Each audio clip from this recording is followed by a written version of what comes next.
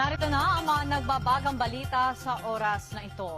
Pinayuhan ng isang infectious diseases expert ang publiko na agad na magpakonsulta sa doktor kapag makaranas ng lagnat at matinding sakit ng ulo. Ayon kay Dr. Ron Jean Solante, ito'y dahil sintomas ang mga ito ng nakamamatay na Nipah virus. Matindi umanong naapektuhan ng virus ang utak ng tao at maaaring magdulot ng irreversible effect sa katawan ng tao. Aniya, may incubation period ng virus na 5 araw hanggang 2 linggo. Nakakahawa umano ito at posible rin ang human-to-animal transmission.